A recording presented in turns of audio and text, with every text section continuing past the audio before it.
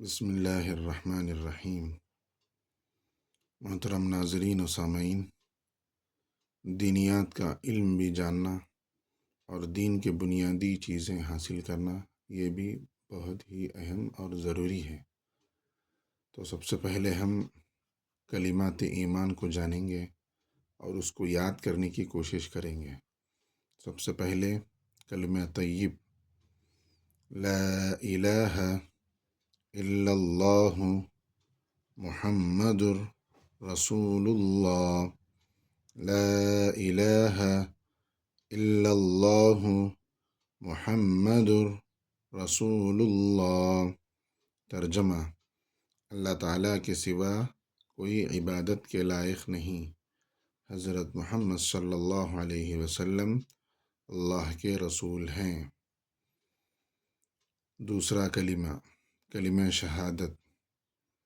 شہادت معنی گواہی دینا۔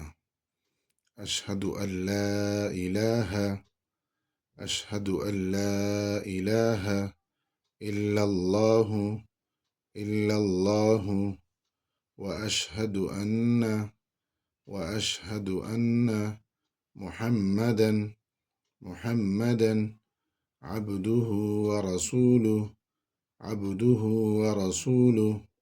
ترجمہ: میں گواہی دیتا ہوں کہ اللہ کے سوا کوئی عبادت کے لائق نہیں، اور میں گواہی دیتا ہوں کہ حضرت محمد صلی اللہ علیہ وسلم اللہ تعالیٰ کے بندے اور اس کے رسول ہیں۔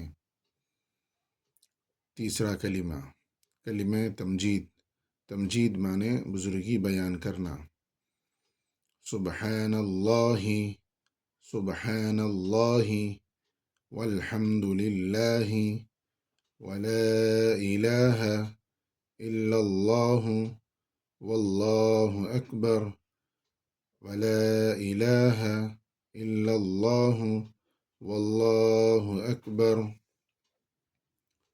ولا حول ولا حول ولا حول ولا حول ولا قوة إلا بالله العلي العظيم إلا بالله العلي العظيم۔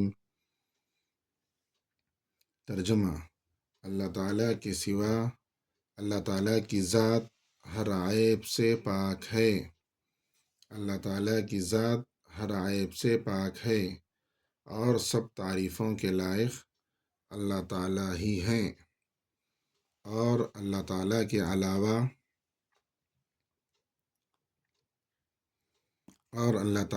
علاوہ کوئی عبادت کے لائق نہیں، اور اللہ تعالیٰ سب سے بڑے ہے، اور نیکی کرنے کی طاقت، برائی سے بچنے کی قوت اللہ تعالیٰ ہی کی طرف سے حاصل ہوتی ہے، جو بلند اور بزرگی والا ہے۔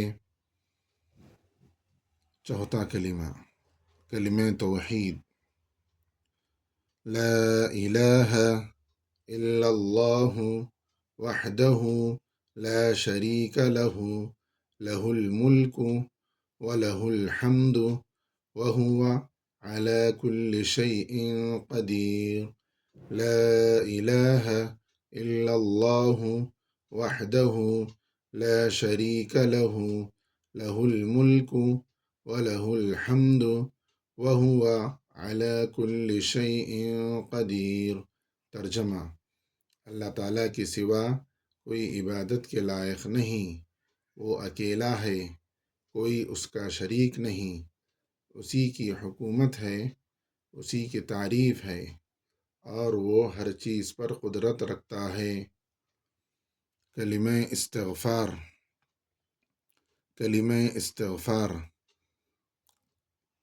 استغفر اللہ الذی لا الہ الا هو الحی القیوم واتوب